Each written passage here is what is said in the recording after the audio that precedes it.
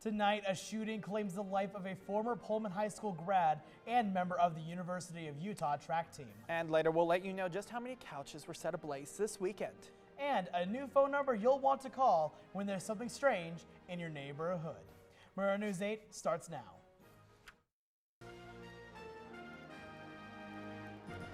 From Studio B on the campus of Washington State University, this is Pullman's only nightly newscast. This is Murrow News 8. Good evening, I'm Alex Clark. And I'm Bradley Warren. Welcome to Murrow News 8. Right now, we want to start with some devastating news that hits us close to home. The University of Utah mourns the loss of a student who was shot and killed on campus last night. Lauren McCluskey, a 21-year-old track and field athlete from Pullman, died after a suspected gunman, 37-year-old Melvin Rowland, allegedly shot her. McCluskey's parents, professors here at WSU, said Lauren previously dated Rowland for about 1 month before she learned of his previous convictions of attempted forcible sex, abuse, and enticing a minor over the internet in 2004. At a press conference today, University Police Chief Dale Bropey confirmed that McCluskey contacted his department about threats from Rowland. Our thoughts go out to Lauren's family tonight. As we consider safety on our own campus, Guillermo Mota brings us updates about risk management within the Greek community for the upcoming Halloween festivities. Guillermo? Yesterday, the Interfraternity Panhellenic, National Panhellenic, and United Greek Councils met regarding risk management for the upcoming Halloween festivities. The Center for Fraternity and Sorority Life at WSU plans to keep accountability for its members. The center provided every Greek chapter with glow-in-the-dark wristbands that contain a 24/7 hotline number that the center calls Greek Life on Call. The councils released a statement signed by all the council presidents that says, quote, "The purpose of the wristbands is to ensure that attendees of social events are members of our community who understand the expectations, risk management policies, and have participated in the educational programmings," end quote. I believe that these wristbands will help just along the lines of, especially with the on-call number, I feel like that's going to be very helpful. The center gave out similar wristbands during syllabus week earlier this semester, and they plan to continue this risk management strategy. From Greek Row, I'm Guillermo Mota, Murrow News 8.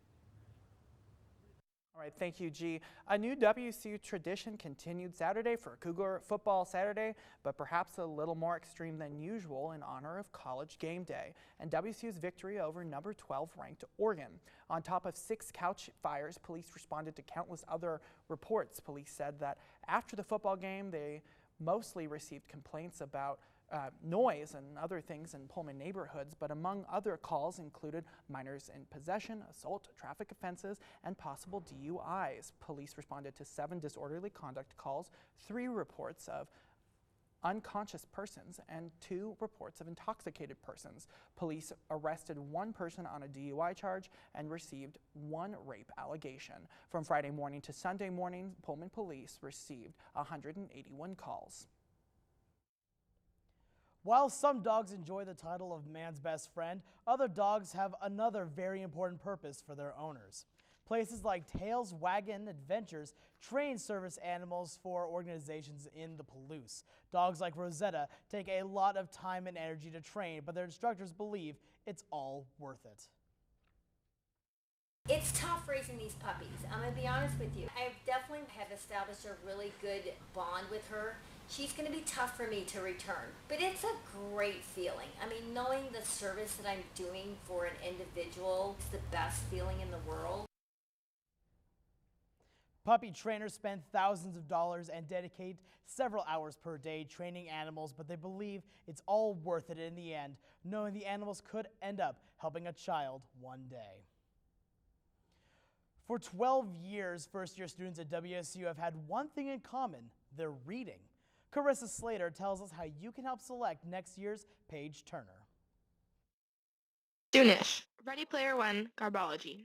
All books read by students in different years. This year's nomination could come from you. For many years, we didn't have any particular topic. It was just nominate a book that you think is interesting.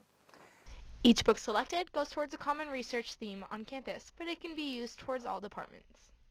All the books cover topics that are important that students should know about and think about, and so it can help them not only in their career here at WSU, but hopefully, now, they're more well-informed, they're a more global citizen. Well, one of our aims about the Common Reading program is to introduce students really widely to the kinds of research and thinking that happens across the university. If you'd like to nominate a book for next year's freshmen, simply go to www.commonreading.wsu.edu. Scroll over to their Book Nominations tab, click Submit Book Nomination, and fill out the form. When I was a freshman, we read I Am Malala, and I think that it was really helpful in a lot of my classes, and I hope that the book that they nominate this year is just as helpful for incoming freshmen. Just because your book was not selected this year does not mean that it will not be selected in future years. Carissa Slater, Murrow News 8. Those books all look really good, honestly, to go and try and read. Honestly, I didn't read any of them my freshman year. Fair enough. And it is flu season, which means if we have the information on multiple locations to get vaccinated on the Palouse. And a Walla Walla hunter who went missing is now safe and sound when Murrow News 8 continues. I really never read any of those books.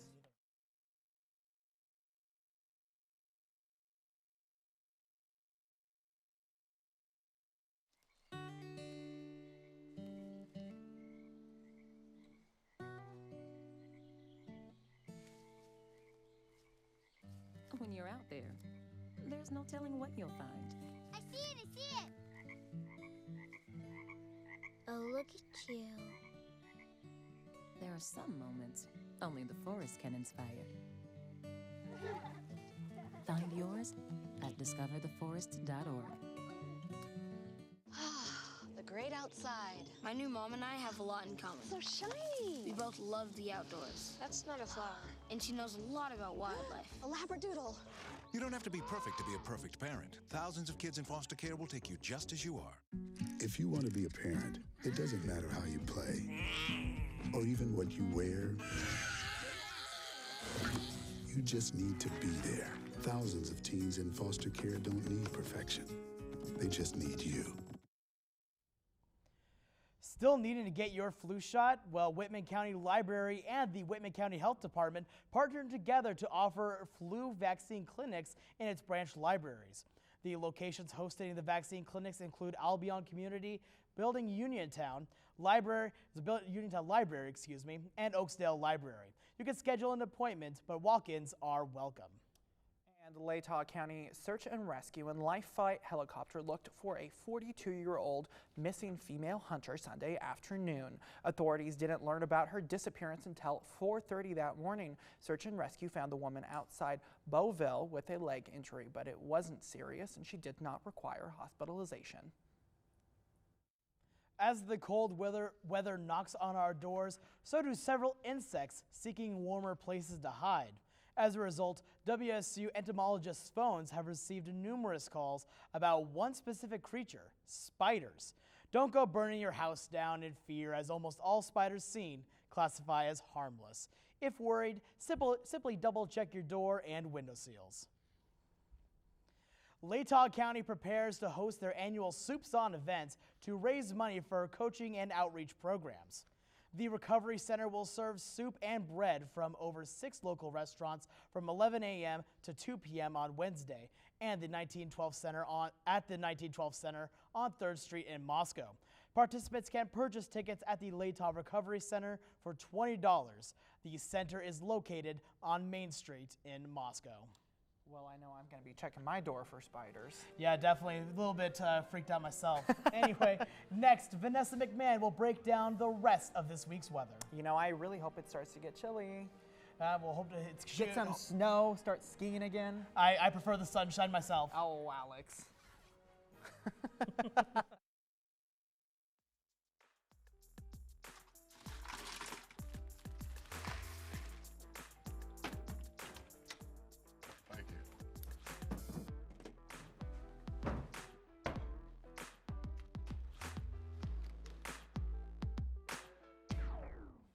You got a king? Go fish! In your face! In your face! The smallest moments can have the biggest impact on a child's life. Take time to be a dad today. Can you help me with this? My new dad teaches me all kinds of stuff. Sure. He helps me with homework. That would be 3.6795. Thanks. Yep. He helps me with my decision making. I wouldn't use this one. Ever. And he's even teaching me how to drive. And that's why cars have bumpers. I'm learning so much. You don't have to be perfect to be a perfect parent. Thousands of kids in foster care will take you just as you are. All right, let's take a look and see if that sunshine's going to stick around or if I'm going to get some chilly enough temperatures to start ice skating. I know that I'm looking forward to that. I don't know about that, Bradley. I mean, I'm personally a big fan of the fall sunshine that we've had. So let's send it over to Vanessa McMahon at the Weather Center. Vanessa? Thank you. All right, Bradley, I know how much that you're hoping for some colder weather for ice skating, but the sunshine is going to be sticking around for just a little bit longer. Today we had another beautiful sunny day, temperatures nearing 60 degrees, and pretty much the same thing in Spokane today, except they had a little more clouds rolling in. Let's go ahead and take a look at the central regions of the state. Over in Yakima and Wenatchee, we saw they had a pretty warm, beautiful fall day as well. And then over on the west side, they had a pretty stereotypical fall day. We saw some showers there, and Seattle had that fog too. And looking at tomorrow, we're pretty much going to see the same thing as today with some sunshine in the morning. It's going to be a little bit colder in the morning, so perfect sweater weather, but make sure to layer up because you're going to need to take those sweaters off in the afternoon as it gets to about 60. And then on Thursday, we're going to start to see a change here with some clouds rolling in. On Friday, it is going to be some showers, so if you're going to a Halloween party, you might need a jacket. That's all I have for weather. Back to you, Bradley and Alex. Well, I know that fog is definitely spooky. When we come back from the break, a young Sacramento boy's dream came true as his phone rang off the hook to help protect the city from something spooky. We'll be right back.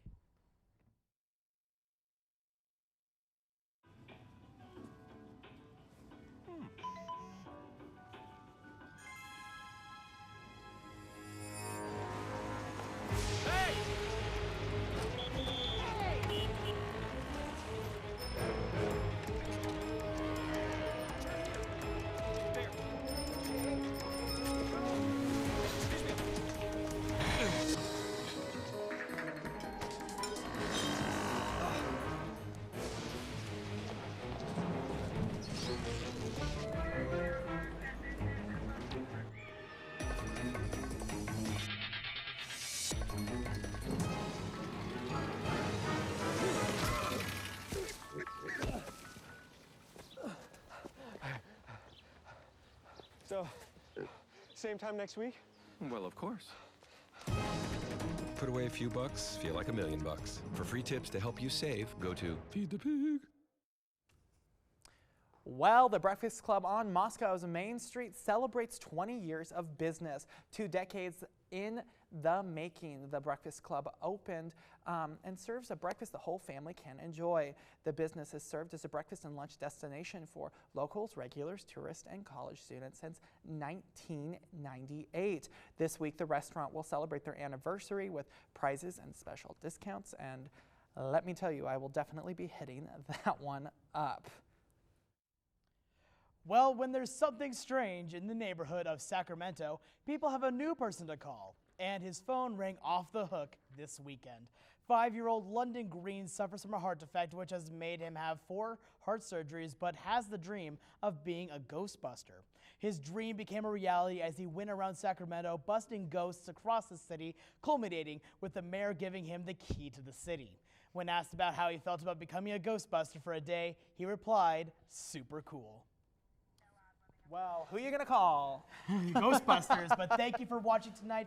Join us every weeknight at 7 and 10 for Pullman's only nightly newscast. Have a great evening, Pullman, and don't forget to follow Murrow News 8 on Facebook and Twitter. Good night, Pullman. Good night.